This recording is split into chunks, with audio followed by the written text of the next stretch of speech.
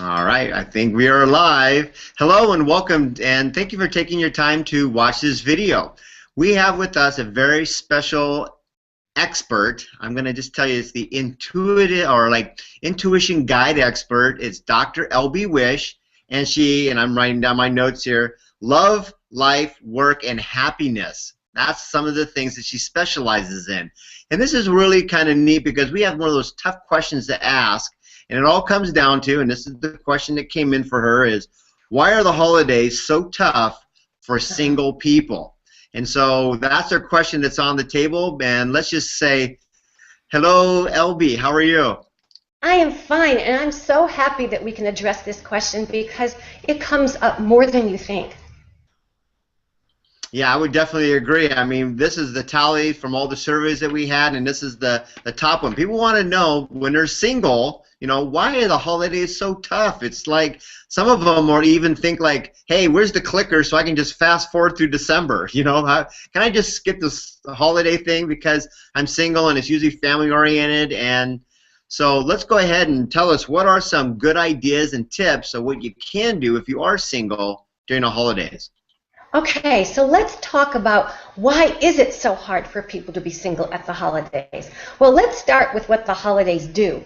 They're full of celebration, right? Everyone's happy and smiling, and it's supposed to feel magical. And there's a major disconnect in people's hearts when they feel unhappy about their life, and all the world around them is going, yay, presents, tinsel, cookies, grandma, grandpa, and you don't feel so great about that because you don't feel happy inside. You don't feel you're in the right place in your life, or even worse, you're worried about that dreaded family dinner where someone is going to say to you, you met someone yet?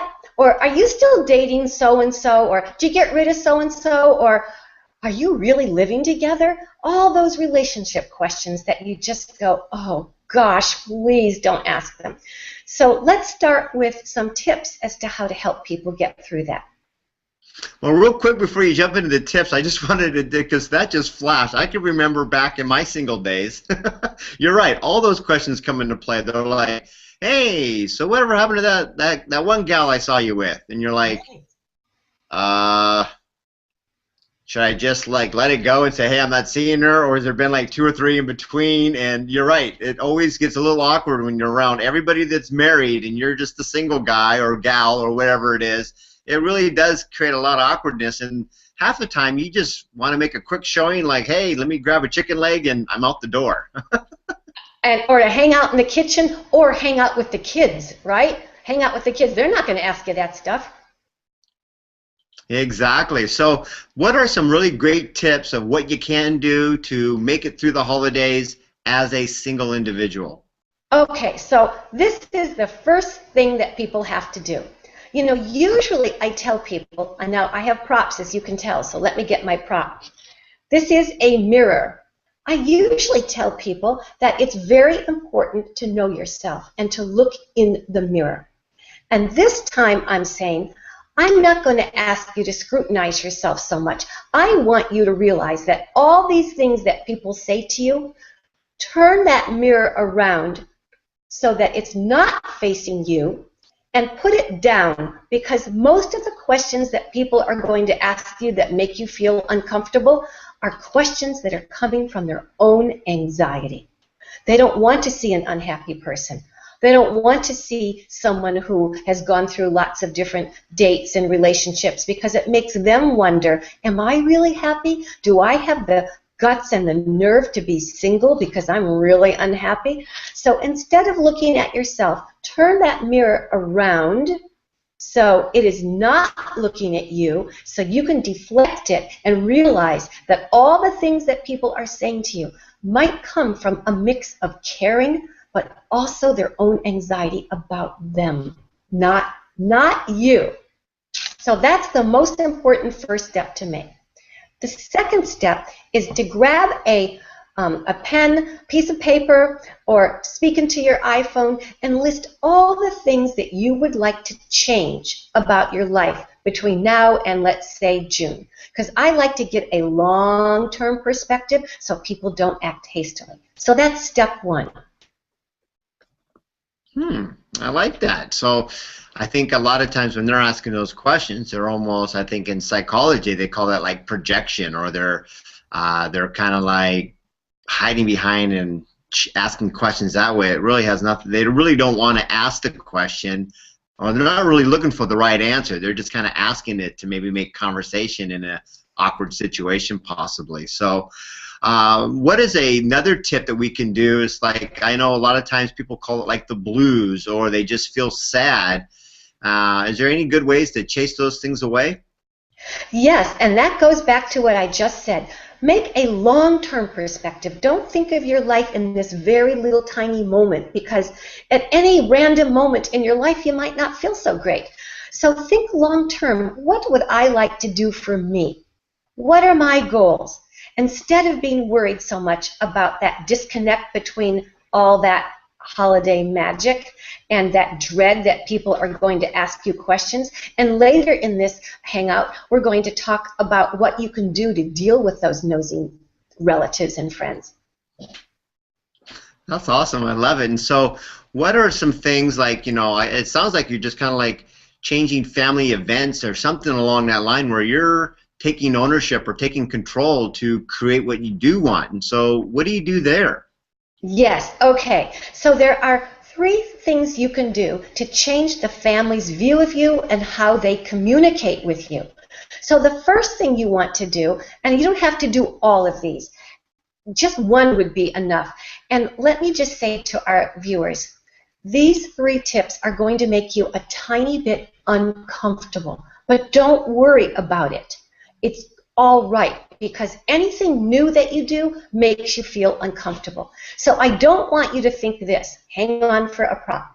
I don't want you to think that you're a lemon because you're not with someone or you're not as happy now as you'd like to be. Remember that mirror I held up? Turn it away from yourself and turn it back to what your family is doing. And here's how you can take better charge of that. Any one of these is good, and again, it's okay to feel a little uncomfortable. New things make everyone feel uncomfortable. So the first thing you can do, if you want, is stand up like a town crier, like in 17th century colonies in the United States, and stand up and say, I'm the town crier. I have an announcement to make.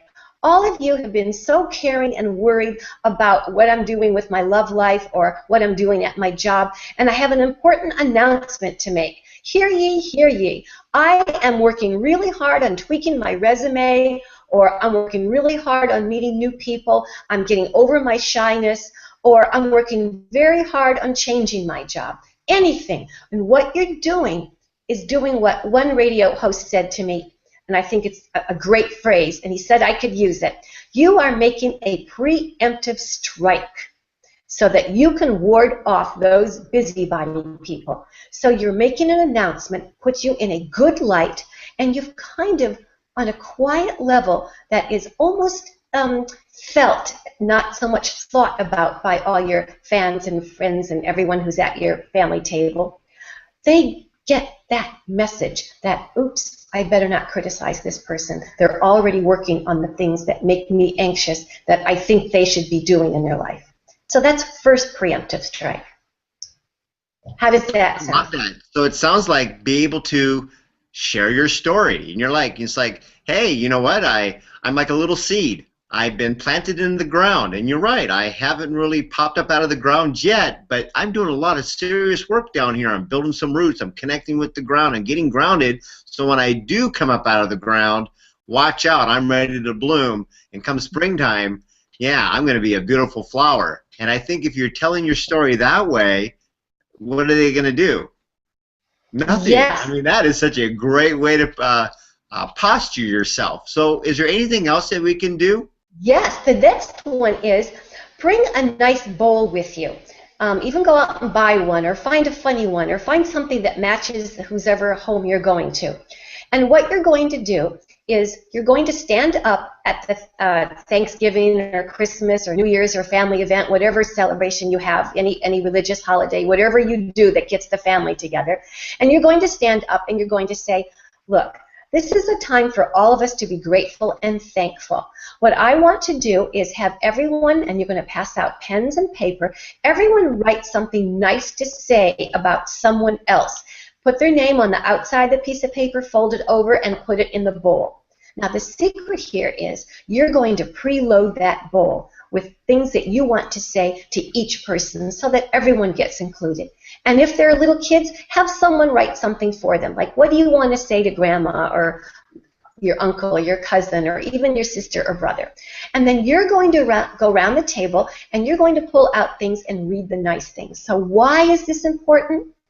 Even though you're saying other people's advice, you're the one who's the author of this kindness gesture, and that changes their perception of you. When you like someone and do something that is kind, they see you as good.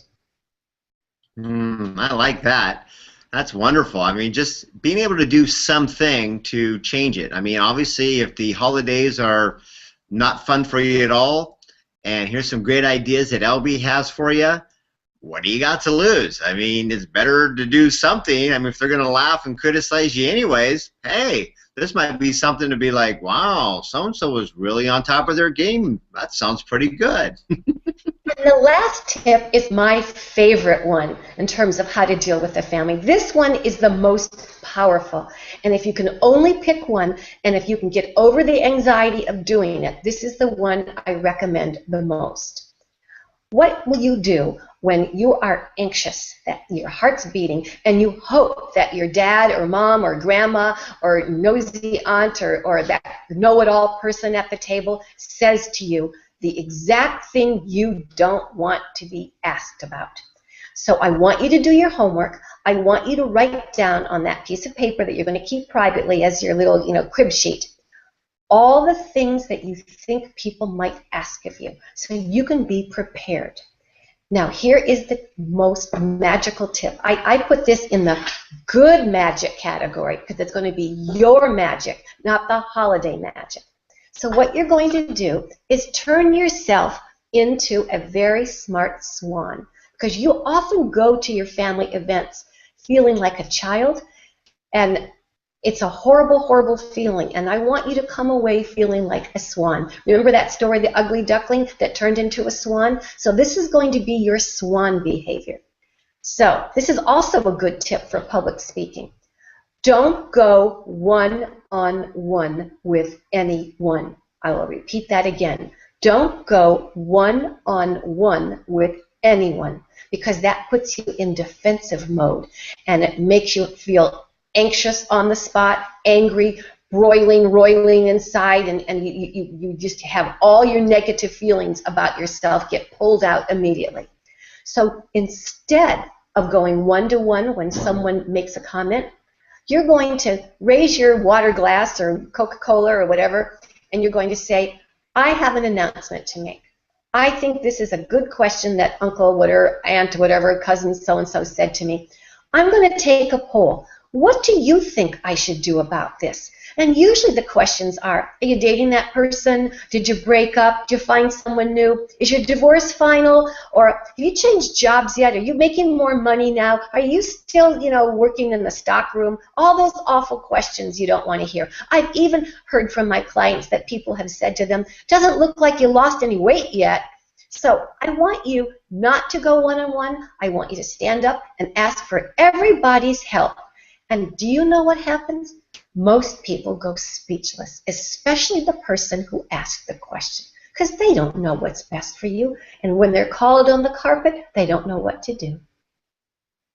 Wow, what a really beautiful, politically correct, very posturing, kind of like, calls a spade kind of a deal, and it just makes you have a little touch of class. I mean, that to me is really, really great. And so as we get ready to wrap this up, and I know you might have a closing comment, is there anything or a website that people can go to maybe learn more about all the great things that you do, LB?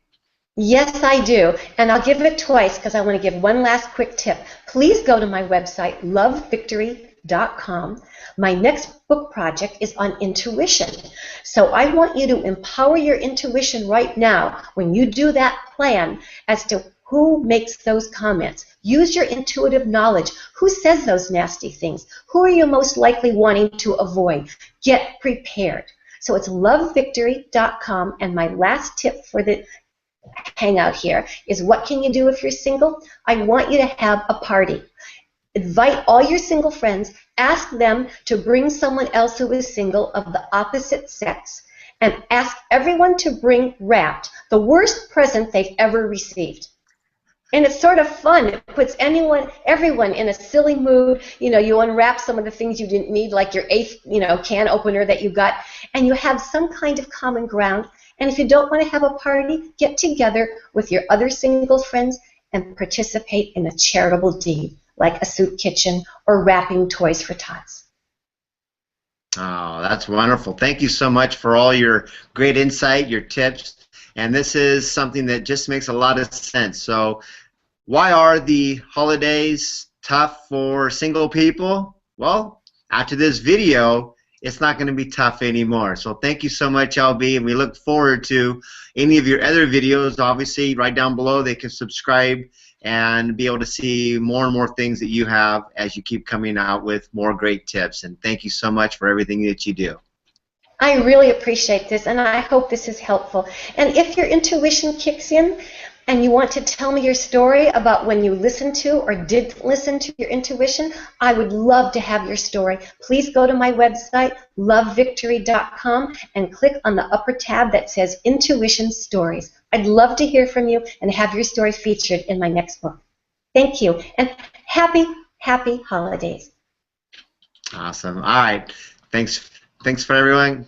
Talk to you soon.